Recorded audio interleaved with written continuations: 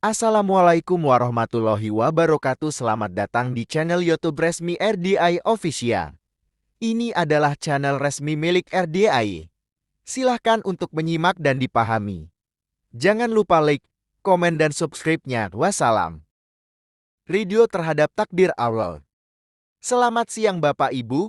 Saat manusia ditimpa cobaan, kebanyakan akan merasa marah dan merasa tidak adil kepada Tuhannya. Mereka bahkan akan merasa gelisah ketika menerima keadaan yang menimpa dirinya, seperti kemiskinan, kerugian, kehilangan barang, pangkat, kedudukan, kematian anggota keluarganya, dan lain-lain. Namun tidak demikian bagi orang yang mempunyai sifat ridho terhadap segala sesuatu yang memang telah ditakdirkan Allah.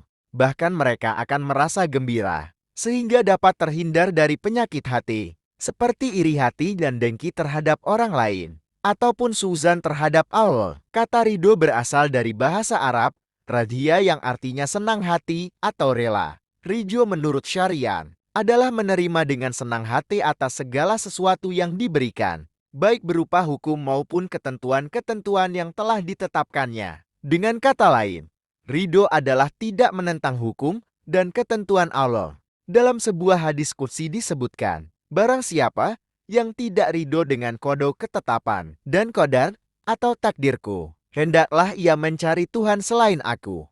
Hadis riwayat At-Tabrani. Sejatinya, terdapat pengertian ridho yang lebih tinggi dari pengertian tersebut, yaitu ridho dalam arti gembira menerima segala keputusan Allah. Pengertian ini sesuai dengan apa yang dikatakan Zunnun Al-Misai, bahwa ridho adalah kegembiraan hati dalam menghadapi takdir Allah. Seorang sufi yang hidup pada abad pertengahan, yang bernama Ruwain juga mengungkapkan pengertian yang sama. Ia mengatakan bahwa ridho adalah menghadapi ketentuan Allah dengan rasa girang. Seorang sufi wanita terkemuka, yang bernama Rabi'atul Adawiyah, suatu waktu juga pernah ditanyai tentang kapan seorang hamba menjadi orang yang ridho.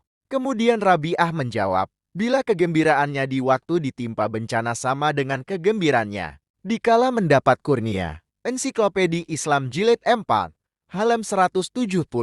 Dalam tingkatan sufi, ridha pada peringkat pertama merupakan makam bagi seorang sufi. Sedangkan ridha pada peringkat kedua adalah hal yang merupakan karunia Allah.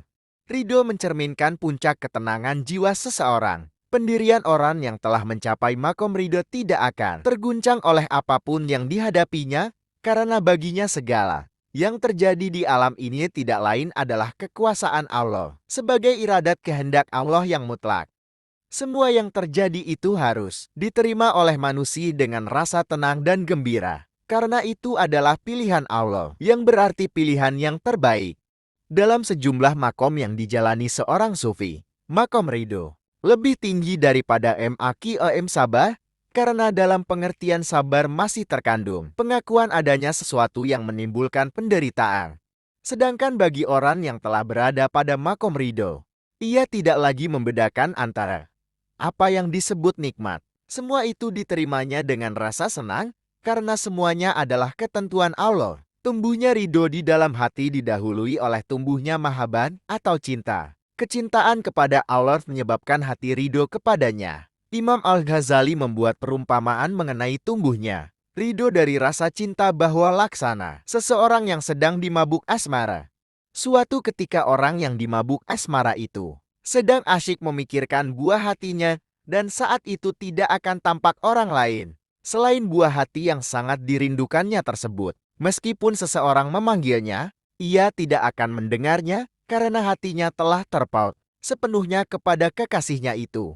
Demikian pula dengan orang yang sedang asyik mencintai Sang Maha Kekasih, yaitu Allah. Semua yang datang dari Allah niscaya akan menyenangkan hatinya dan kalbunya terasa lega dalam menghadapi ketentuan dari Allah. Nabi Muhammad bersabda, sesungguhnya Allah yang Maha Mulia dan Maha Agung, dengan hikmat dan keagungannya telah menjadikan kesenangan dan kegembiraan pada ridho dan yakin. Ia pun menjadikan kesedihan dan kedukaan pada ragu dan kedongkolan. Hadis riwayat At-Tabrani. Keriduan seseorang terhadap ketentuan Allah bukan tidak berbalas, karena Allah pasti akan membalasnya dengan ridho juga. Dalam Al-Quran dijelaskan, Sesungguhnya orang-orang yang beriman dan mengerjakan amal saleh mereka itu adalah sebaik-baiknya makhluk. Balasan mereka di sisi Tuhan mereka ialah surga ada yang mengalir di bawahnya sungai-sungai.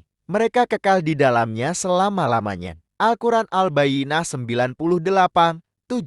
Demikianlah Bapak Ibu sedulur RDAY yang dimuliakan Allah. Mengapa Bapak Haji Dwi sering mengatakan cari ridho Allah bukan hasil terkabul?